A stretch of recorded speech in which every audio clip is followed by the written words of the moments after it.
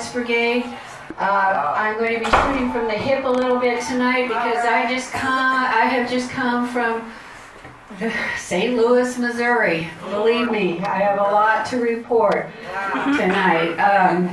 Ferguson is alive and well, and it wasn't an exception. It's all over the city, as I'm sure some of you know. But we are here to not only inform about the struggles we have before us and what we're up against, but also to celebrate the fact that we are sitting in this room, which is no small thing. In this room, we have members of the Black and Brown Social Club. Is that, do I have that title correct?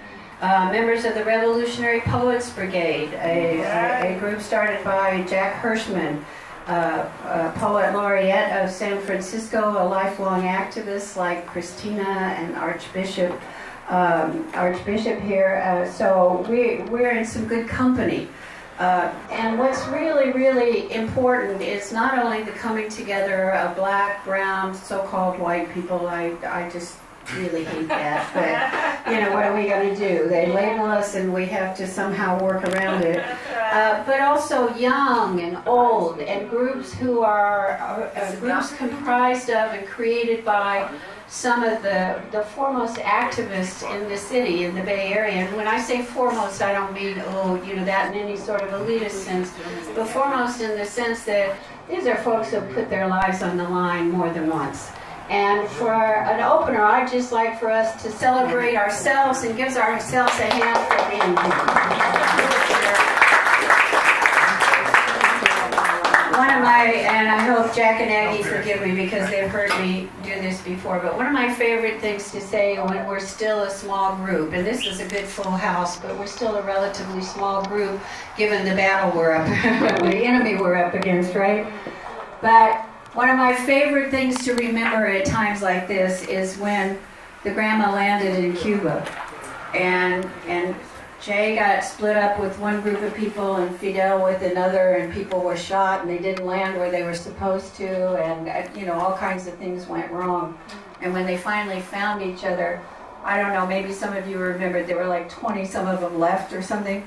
And Che found Fidel, and Fidel found Che, and they each had a small band with them. And Fidel said to Che, how many of us are left? And Che said this unusually small number, and Fidel said, good, we won. So I like that because just the fact that we're here and we're looking forward means that we won. All right, first I'm going to bring up, we're going to intersperse the poets with the speakers who are going to be giving us important information, because as I'm sure you know, there's a major campaign being waged by the alt-right and the White House that is trying to make us question information we get from any kind of alternative sources, right?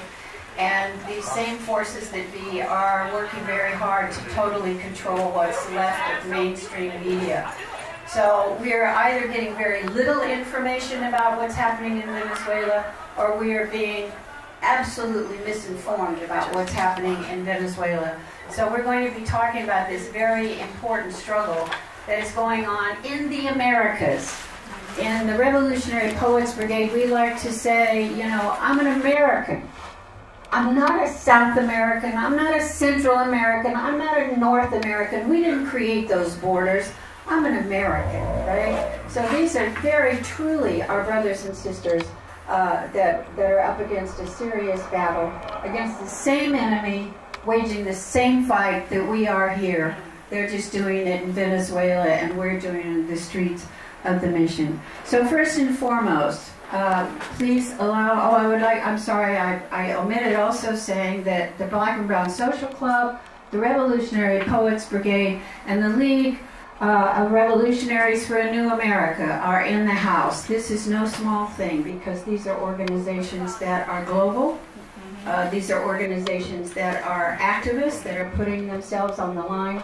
And these are organizations that are comprised of not only the new and the young and the vibrant, But the old and sometimes not so vibrant, but very wise and experienced, right? So it's an important thing that we're here. Please give it up for Jack Hirschman.